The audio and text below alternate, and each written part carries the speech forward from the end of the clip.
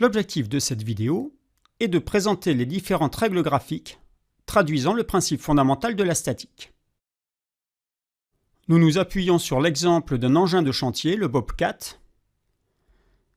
Il s'agit pour cet engin de choisir un vérin pour le basculement du godet repéré 1. Les caractéristiques des vérins envisagés sont connues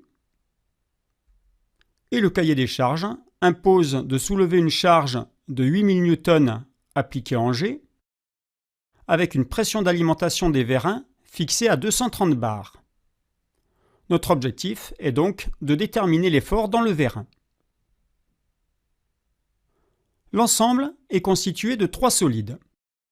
Le bras qui est supposé fixe, le godet 1 qui est articulé au bras au point H, le vérin 2-3 qui est articulé en J et en K au bras et au godet, et on peut ainsi visualiser le graphe des liaisons en retrouvant les différents solides et la force appliquée en G. La première étape consiste à rechercher les solides ou les ensembles de solides soumis à 2 forces. C'est le cas ici du vérin 2-3, si on néglige son poids bien évidemment. Les efforts appliqués sont donc l'action de 0 sur 3 en J et l'action de 1 sur 2 en K. Pour un solide soumis à 2 forces, comme ici le vérin, en J et en K, ces forces sont opposées et sont collinéaires à la droite KJ.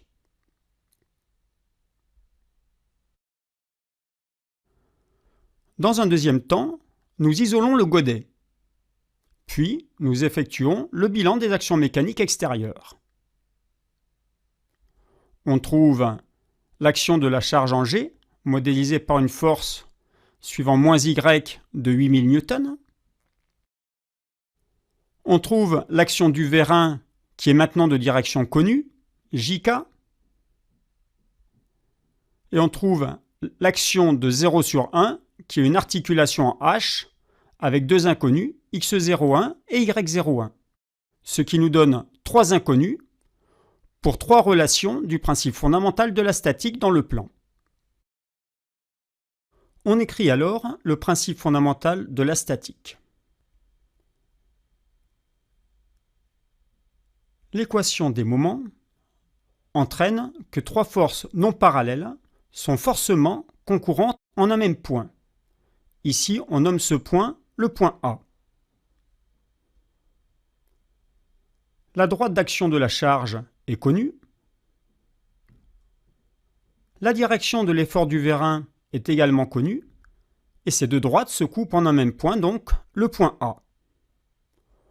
On déduit alors que l'effort dans l'articulation passe par ce point A.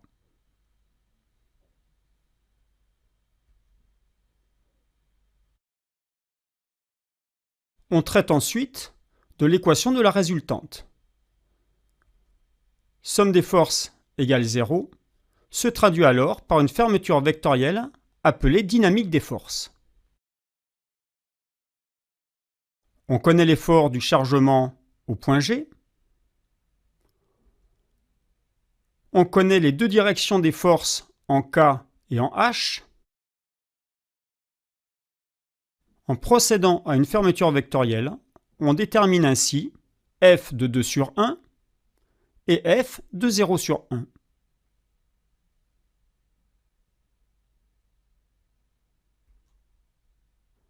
F de 2 sur 1 est l'effort que l'on recherche dans le vérin. La mesure de la longueur f de 1 permet alors de trouver l'intensité de l'effort. Ici, on trouve f de 1 égale 35 000 N. Le report de l'effort sur le graphe permet d'identifier les vérins qui conviennent.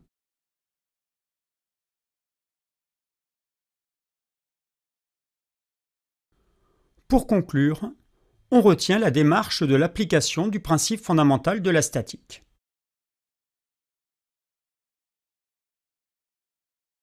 L'équation des moments impose pour un solide soumis à 3 forces non parallèles qu'elles soient concurrentes en un même point. Ici, le point A. L'équation de la résultante impose une fermeture vectorielle appelée dynamique des forces.